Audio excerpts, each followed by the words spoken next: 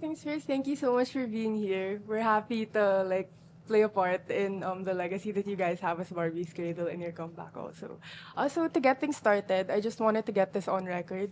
Do you mind taking us back to the very beginning of how Barbie's Cradle started? Oh, hi Juno, and hello Rappler. We're happy to be here. How Barbie's Cradle started? Well, ano ba? It started with my former band, Hungry Young Poets. And then in like 98, was it 98? Yeah, 98, Romel came in as our bass player. So we were still Hungry Young Poets then, ano? Or we were, yeah, for like a couple of months. And then we changed labels, and then we changed our name. So it was Franklin Benitez on the drums, Romel on bass, and myself when we officially became in a Barbie's Cradle.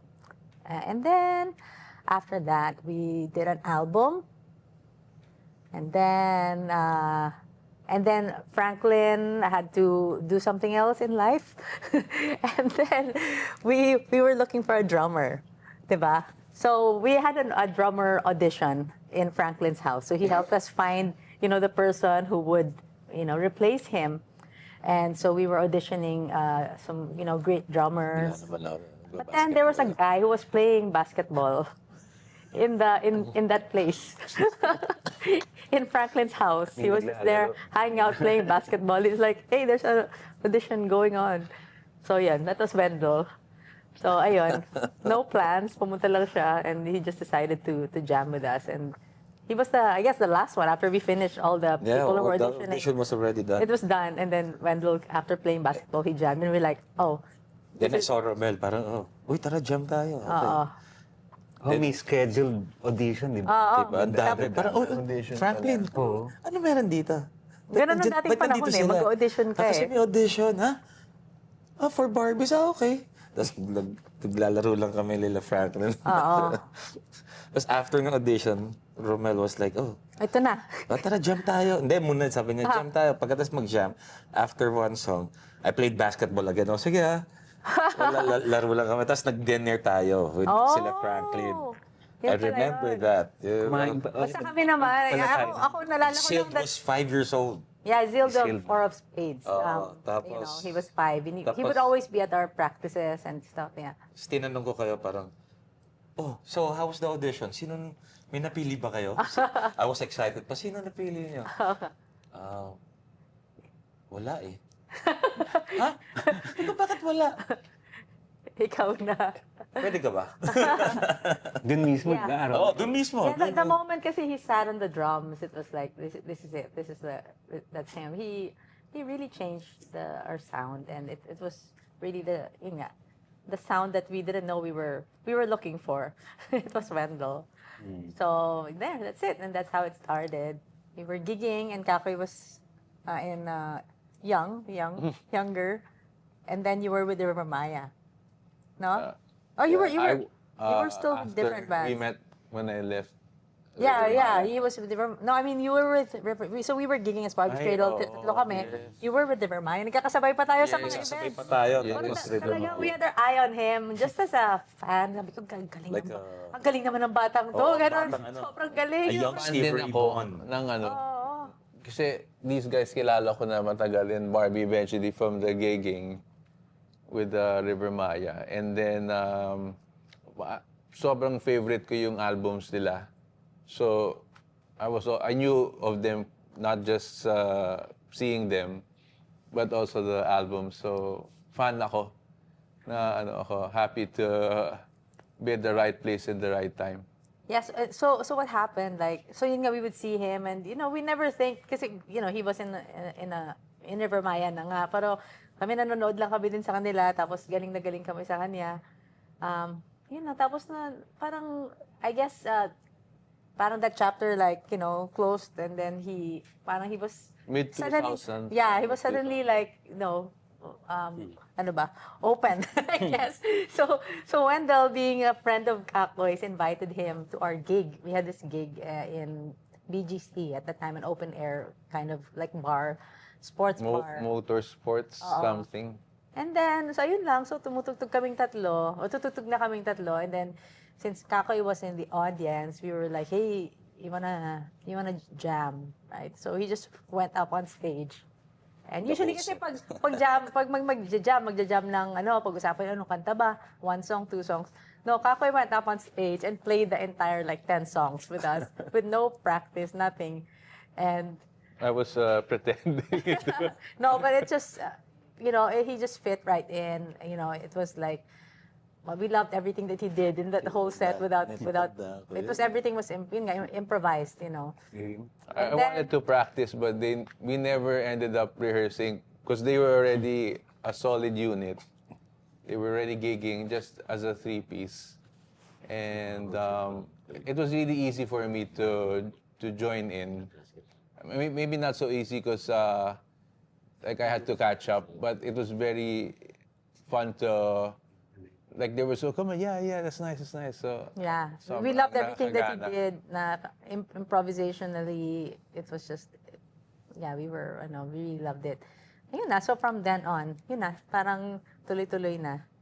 And then, yeah, so that's how it started. And then we started working on songs. Then we moved the rehearsals to Kakoy's house. Yeah. And we would do that regularly, practice, record demos in his house, and his mom, Tita Nona, would feed us. Hi daw. Yeah, hi. And also, yeah, happy birthday Hi to pala. my mom. Hello to Kakoy's mom, and happy birthday to my dad. It's his Happy birthday today. birthday, Happy Tito. birthday, Daddy Elizar. Check out her YouTube channel. Oh yeah. His mom has a YouTube channel. She sings, she performs. The funny thing is, my mom used to. She is not a professional musician, but she used to sing before, and then eventually we started recording her voice, and then I got the guys to play. Yeah. So we would call it sometimes Mommy's Cradle, Yung Mommy's Cradle. a side outfit. Nona Legaspi. Yeah. Mommy's Cradle. So I'm curious also kasi Barbie's Cradle was a three-piece unit at first, and then Kakoy came on a little bit later. Did the dynamic change in any way when you came in a bit later? Yeah, of course. Like it really, I mean, we love the sound as a 4-piece. It was so much fun, and yeah, It's easier for everyone now. yeah, Kasi there's a lot of space, yeah, Like we don't before when we were playing as a trio, kailangan mo punuin. You need to fill it up Kung saan yung space just when Barbie sings, when Barbie makes the solo, you have to fill it up. Yeah. Now talagang pwede kang like para kang nakasandal sa pader and then lahat ng yung pader na yun, it's a really reliable wall, So, yeah. What Barbie really plays, it's also very easy for me because when we work together with the guitars, we don't have to talk about it. There's a ebb and a flow that's nice. So it's just I think the same with Wendell and Rommel. I don't think they talk about it too much. But like me also and Barbie, as guitar players, she's just really, she's phenomenal at it. Through the years, I've been, also following her. She knows more about, effects and stuff, like technology about the guitar. So much so that I think she's really the one who started manning the production, the whole production as the main producer of the new stuff. Speaking of, from 1999 up until around 2003, you were able to release 3 albums together. Do you mind walking us through like how the creative process for that went, and what were the kinds of stories that you like to tell at that like very specific point in Barbie's Cradle's career? Well, so we did the first Barbie's Cradle album in Pink Noise with the late Jerry Juanino. Jerry Juanino. Yeah, and then it was produced by Monespilla. Monespilla. And also Mike Villegas produced the beginning part of it. Franklin Yeah, with Franklin on drums.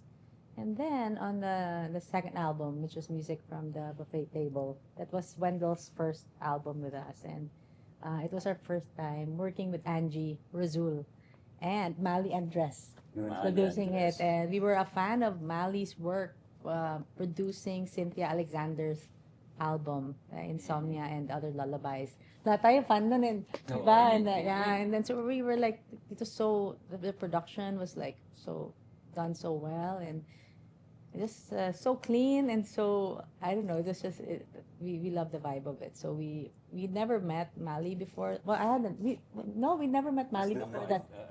You met him. Okay, so I only knew his name on the tape. I was like, can we look for this guy and can he produce our album? So yeah, so we learned a lot from him. It was the first time you used a metronome. Remember, that was Mali. Noong time na yon, I guess it wasn't a thing yet. Like people. Hindi, no, not naman first time. You. I mean, we. Yeah. Like, I'm sure in Triaxis you didn't use metronome. No, I did it. Oh, you did? Yes. Ah, okay. Ikaw pala. O, kami, it was our first time too. Ako, I did. That's all metronome, si Perf. Ah, sa bagay, oo nga. So, All metronome. yeah. So, yun. So, for us, it was like a first time to do that. So, yeah. So, yung process na yun. Wait, I Yeah. remember. Yeah, go ahead. Uminom si Barbie nung sobrang coffee.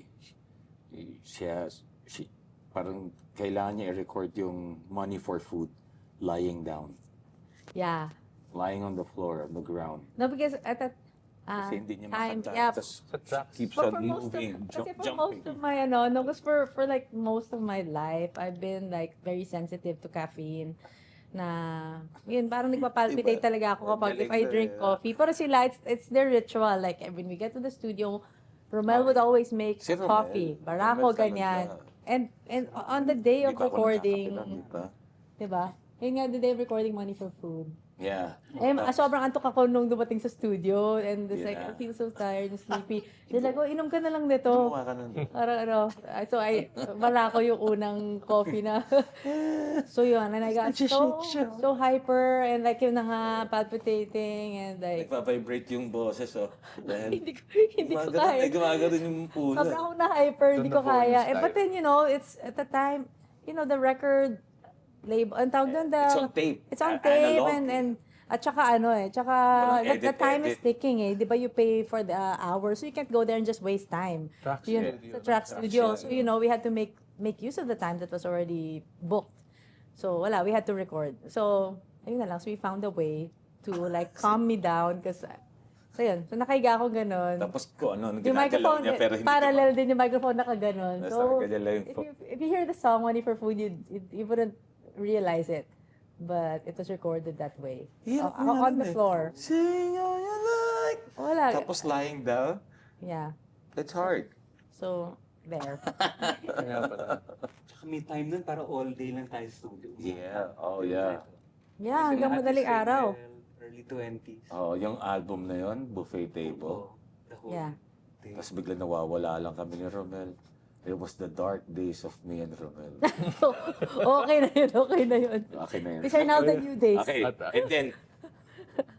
No, Tumakbo na sa liwanag. Yeah, we were in our early 20s. We were finding ourselves as well and experimenting with life and seeing it what was is it that fun. we wanted. What can really make us happy? We didn't know, It was So fun. we were there, a witness to each person's journey. Yeah, and then came the light. yeah. Boom. Yeah. Playing. And then playing in the field. fields was the time when, ayun nga, there was a shift yun nga, like you said, like in our lives, and ayun, and I think it's reflected in the songs as well. Yun naman, tayo ni Angie nun, di ba? Like, Yeah. produced it na. Yeah, tayo so kami we na did yung that. Kasi I think Mali had gone abroad by that time. New Zealand. New Zealand, yeah. So it was the four of us, with With that Angie was playing in Razul. the fields. Angie Razul then is Angie Razul. the fifth member of the Barbie's Cradle studio band. Yeah. Oo nga. So until today, Shout out. the new stuff that we're recording, Angie's the one mixing it. So we consider him the fifth member, we had worked on him in those last two albums. And then, ayun. So now this is really, kasi yun nga, since then, like I said earlier, we were making demos and writing stuff in Kakoy's house. And so these are the songs then so we're kind of just continuing from then.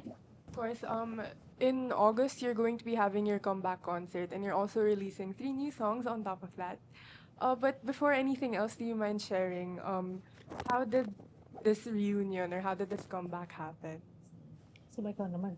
Kasi, Ano lang din, ayun yung mga new songs, yung start lang. Pero wala namang kayong plan to get together, play together.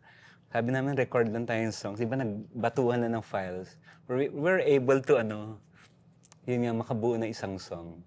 Which would be the, parang first, single of this, bagong, Well, anyway, yun, palitan lang, hindi kami nagkita.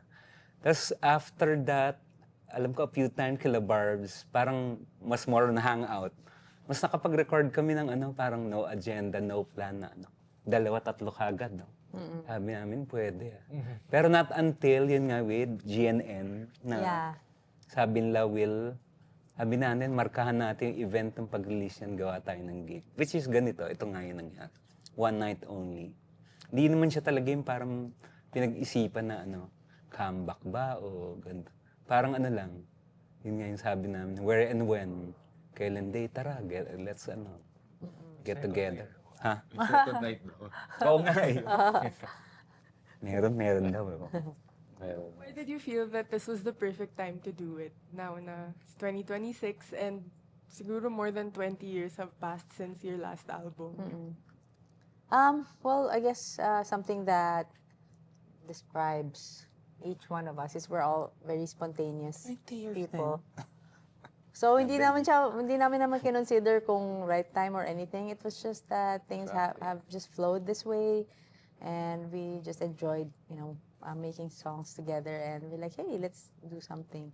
That's really it. We've always been like that, spontaneous like that. So. Yeah, I think the real reunion is just us in the same room again. I think there's a unspoken musical bond that we know the sum is always bigger than the parts. What's the saying? The whole is bigger than the sum of the parts. Yeah. It's always like that with us. Masaya. Para kaming mga isip bata pa rin pala. Wala palang pinagbago. Yun. It really just feels like you're picking up from where you left off.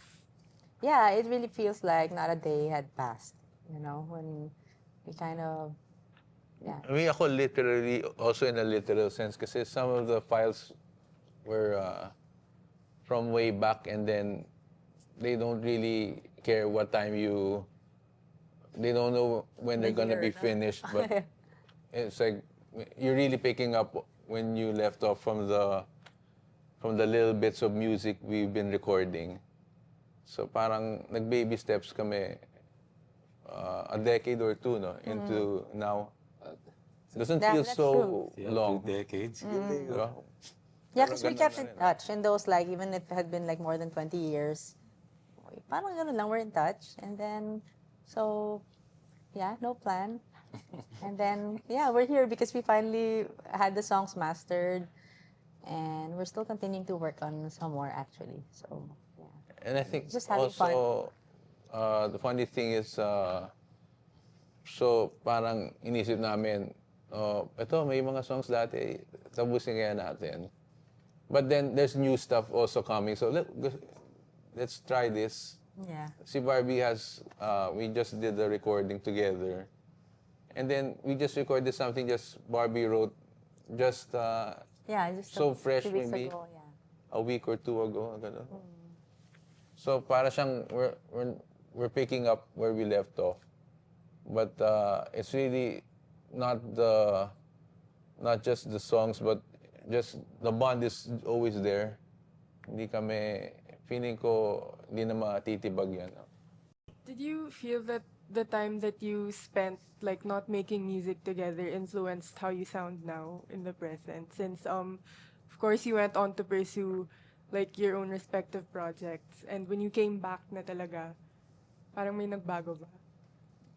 Um, well, I guess ako na lang from my perspective, we're maybe without trying to reveal too much, but like just thinking, just listening to the new stuff that we've been working on. Kasi I have to review it because we're continually mixing it, we're continually. Tapos I could, so sometimes not again like I mentioned last time, we're not competitive and we don't compete with our old selves as well. We don't say like, are we better or are we worse than before? It's not like that, you know. It's we just want to be in the moment. But sometimes I look back on the old stuff just to review parts and like what was that, and so minsan napapakinggan ko yung nire-record natin today and before. Grabe, ako naramdaman ko yung ano rin, yung ano ba, yung experience. Thank you. From you guys, so kita ko grabe. Iba na I mean, Wendell was always great, but now Yeah, yeah. now this is there's something new about this or something. It's just like I don't know, just listening to it as a whole, like the new stuff. There's a yeah. I I could think, hear the years that have exactly. passed because we all didn't Ganun stop. nga. We just continuously played and played. So I'm sure every person had a lot of experience to bring new experience to bring into the new stuff. You know. No one Your stopped playing. experiences. Yeah. Walang na ano. Walang nag-stop. Yeah. Yeah. Walang nag-day job. I'm sorry, but you know, wala. We kept at it. Like, it's the Still haven't found the real job. Because, you know, yun, kaya siguro ganun. Dire-diretso lang kami lahat. And then it's just like friends na, oh, dito muna ako. And then, oh, you wanna hang out? Parang ganun lang yung nangyari. Like when we hang out. Hindi naman yung natin pinag-uusapan. Nag-hangout kami kila Barbie, parang kahapon lang tayo magkakasama. like we never left. So parang kaya mas masarap yun, nandun pa rin yung chi, nandun pa rin yung energy na yun. Nasa gitna pa rin namin na yun. And we're just glad to be here and still be make music. hanging out and having fun together again, you know. I think exciting to because of that chi, sabi mo nga, chi. Yeah, the chi. That's the game. We try to record the chi into the file. So we're not thinking of ano ba iniisip nila or like the competing with yourself is just a recipe for disaster all the time because what does that even mean? Yeah. So kami parang we're just thinking is it the best of this whatever we're working on? We wanna get it not only best in a way that it's impressive for us, but it's also authentic. It's like we're trying to distill the playing. So I guess it comes with age na we're gonna not we're gonna do as little as we can, but it's still gonna be everything will work. So it's just really four heads trying to put things on tape or on the computer. And parang for the most part masaya kasi hindi namin pinag-uusapan yung mga ganun eh. We just have like ideas and then the magic happens on its own sa room, just being together. I know you mentioned na you were trying not to give too much away, but then would you be able to share a bit more about your upcoming releases? Oh yeah. So we have 3 songs right now. So we're recording more. We'll see if that number grows. But by the time this comes out, we had just released our first single. It's a song called Emergency, and that was the first one that we worked on in this EP. And it started with Kakoy sending over a demo of the song that he was working on, since way back. And then Kakoy can tell you more about the song. I had the riff during River Maya. I thought it was gonna be a River Maya song, and actually I gave it to Rico, and then he was able to put some really nice lyrics, but we never recorded it. Sayang. So I just remember, wow, this is so. Oh, you're. That's why I was so happy to be in that group, to be in that place where somebody can write over your stuff. But eventually we did other things, but I still managed to finish the song. And then we were already playing, and then we tried it out. And I think the breakthrough happened when Barbie said, let's just try to sing it in a funny way where you're singing very like a fast duet. There's no space. Because the first line goes, welcome to your world, it's all political. A game of do or die, it's so satirical. When we tried to play it, it kind of felt weird. So Barbie said, you sing this one, I'll sing the next one. And you sing this one. And it's really just chop it in the middle. You just chop it and, it's like, oh, it sounds really good. So then we worked on it and the whole thing was in like a weird time signature in 7. The thing was in 7. Then the drums was recorded last when we did after the pandemic. We were actually trying to still figure it out during the pandemic. And then, but that was mainly you and me and Romel. Romel, because now Wendell lives on the beach. Yeah, so we sent the track separate to Wendell. But when the pandemic ceased, it was logical to meet up, and then we did it in Barbie's house. We recorded there, and she mic'd the drums and everything, and did the guitars, and she produced the vocals.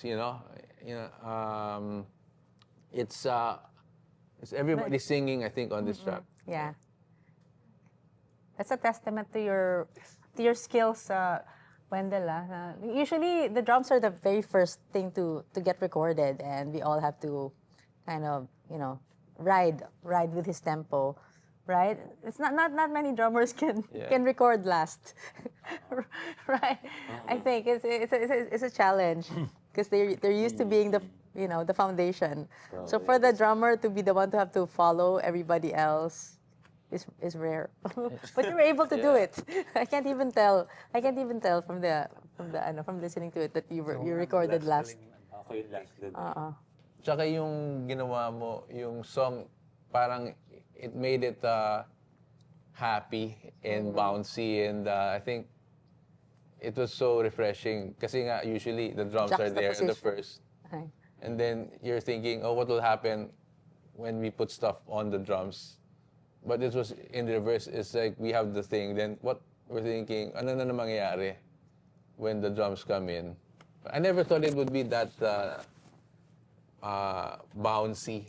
And I think it gave a nice contrast because I think the lyrical content medyo satirical siya na leaning on heavy, but the beat is nice. Ganda ng contrast. Thanks, Wendell. So humuhugot ka pero hindi mo napapansin. Ganun. Oo. Saka si Barbie yung the sound of this single coming out is really yung na-record niya na I don't think you did it before, right? Yeah, no. Never did that It was an before, experiment. We were just I wonder if we can make a recording with 3 microphones in this room. 3 microphones for the drum set. So basically it was mono. It's like I wonder if we record it. I wonder if it will sound, like a real recording. And so we did. But of course, props to Angie. Because we just said that's a challenge, like we just sent it to him. Angie, the drums are in with three microphones recorded in mono. Do you think you can make it sound legit? And he did. So when he sounds like, oh, wow, okay, it sounds like a real song. So yeah, so we were really just having fun, experimenting. Uh, yeah, yeah, first time. I had never recorded live drums before this song. So, Barbie, the producer. The engineer. ano lang, Engineer, wala, producer. it was just out of necessity lang na parang we just wanted to, actually no, not necessity, but just experimentation. And so, yeah. The So we vocals on recorded all this three. is in the closet space. Yeah, in the closet. Classic, like home setup, but you know, It's a good room. Ang galing Kasi eh, ang ganda yeah. ng room eh.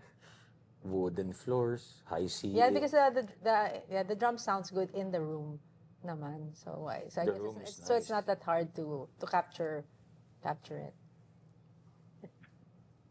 It's interesting because you mentioned a while ago that during when you were working on your first two albums, it was really reflective of how you guys were because you were in your early 20s. And now, of course, more than 20 years have passed na. Parang in terms of the stories that you tell in your music, how have things changed? Yeah, our music has always been kind of like a journal, diba? Self-reflection, ganyan. So, yeah. So, yung mga stories definitely are show the things that we care about today, things that we go through today. But there's something very interesting about Emergency, nga, our first single. Maybe Kakoy can talk about how yun nga, that has carried over. Ikaw, Kax. about what? Yung Barbs? yung Emergency, sinulat mo siya nung ganito. Oh, yeah. Tapos ngayon, relate ka pa rin sa kanya, di ba? Ganon. Matagal na kasi na song siya. So, para siyang my theme at that time was, parang quarter life crisis ko to song. And then, fast forward 20 years after, parang midlife crisis song ko na siya. You know, and then mamaya, feeling ko kung umabot pa ng ano ba, 3/4 crisis. Sa akin, Hanggang the 50, the 50 Ano ba plus. yung diba? The Golden Crisis. Golden Crisis. Kami ni Barney, the Golden Crisis. Kasi hindi natatapos pala. Oo. Yeah. pala. There's any stage of life, there's always parang an opportunity to stretch There's a your bump. faith. Ay, bang. There's a Right? bump. Yeah. You don't really get to a place where like everything's all set, I'm all set, no more stuff to learn, no more stuff to struggle with. So that's why the song it's still I didn't even know that until the other day that you wrote that in your 20s. It seems like it's still applicable today, you know. That's what I found funny with the words, because I'm not so proficient with lyric writing, but I like to dabble. And sometimes I felt with this song, I think I hope people find it funny also. And then, because at the very end, there's a contrast we sort of were trying to get to, where the first part is really tense. There's a lot of, like I said, the words, we just cut it up.